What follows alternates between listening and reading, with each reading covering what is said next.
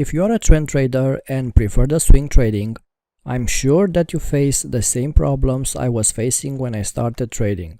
The main struggle as traders is to exactly pinpoint the market entry in order to catch the next big move. But what if you developed a simple swing trading setup that would generate high probability entry signals? Hey traders, this is Marius, and if you stick with me for a few minutes, I will share with you a simple and an easy swing trading strategy that will improve your trading results. The core of this system relies on divergences between the price and the stochastic indicator in the direction of the prevailing trend on the market, indicated by the 200 EMA. Let's dive right into this strategy and see how it works. Here's the first rule of this strategy. We need to spot divergences between the price action and the stochastic indicator.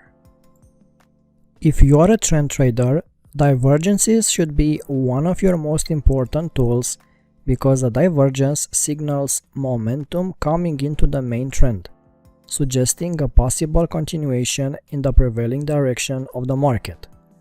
As you probably know, there are two types of divergences, regular and hidden.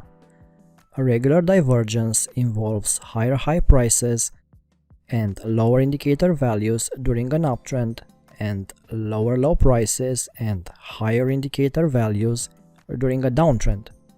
When this happens, that's an indication of market exhaustion, a possible sign of market reversal, or at least a short-term correction. A hidden divergence is a visual non-confirmation which involves higher lows of the price but lower indicator values during an uptrend, and lower highs of the price but higher indicator values during a downtrend. A hidden divergence signals a continuation move in the direction of the prevailing trend. That's why if you prefer to take positions in the direction of the main trend, the hidden divergence can generate some pretty accurate signals. For spotting divergences, you can use many tools, but I prefer to use the stochastic indicator. Now, here's the key to our system. We don't trade all the divergences.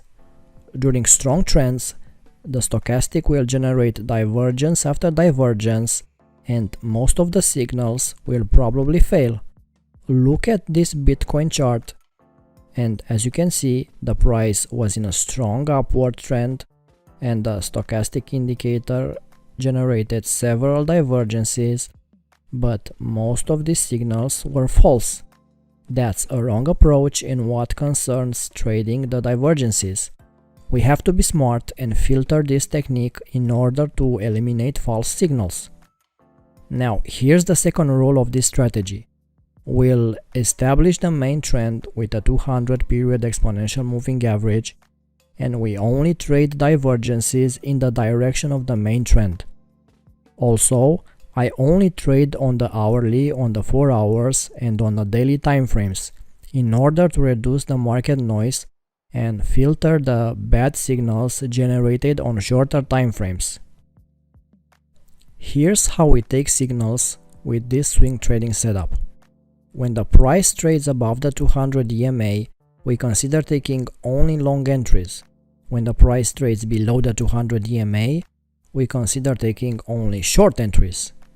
We search for divergences between the stochastic indicator and the price only in the direction of the main trend indicated by the 200 EMA. If the price trades above the 200 EMA, we search for divergences on the lower side of the stochastic. And if the price trades below the 200 EMA, we search for divergences on the upper side of the stochastic. Very important, we are not interested in trading divergences that signal reversals, possible pullbacks, or counter-trend positions. Here's the pound dollar on the 4 hours time frame. We determine the upward trend with the 200 EMA, and we start searching for divergences on the lower side of the indicator, and we only consider to go long on the market. The first signal was a buy entry after a hidden divergence around the 200 EMA. Observe how the price was making higher lows, but the indicator was making lower lows. The The second signal was a buy entry after a classic divergence, also around the 200 EMA. See how the price is making lower lows, but the indicator makes higher lows. The third opportunity was generated after a classic divergence, also around the same 200 EMA. The fourth signal was also a classic divergence. If we look at the chart, we see the price making lower lows, but the stochastic making higher lows. The fifth signal was a hidden divergence. Observe how the price was making higher lows, but the indicator was making lower lows. The sixth signal was also a hidden divergence, with the same setup as before. The market price making higher lows, but the stochastic generated lower lows. As you can see, we ignored all the signals offered by the divergences on the upper side of the stochastic, as we are in a strong upward trend. Let's look at this gold chart also on the 4 hours time frame. We established the downward trend with a 200 EMA, and we start searching for divergences on the upper side of the indicator this time. The first signal was a short entry after a hidden divergence.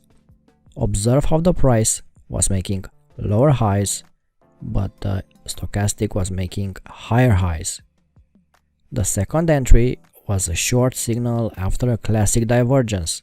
See how the price is making higher highs, but the indicator is making lower highs.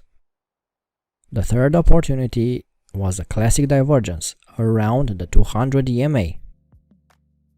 The fourth signal was also a classic divergence. If we look at the chart, we can see the price making higher highs, but the indicator making lower highs. The fifth signal was a hidden divergence.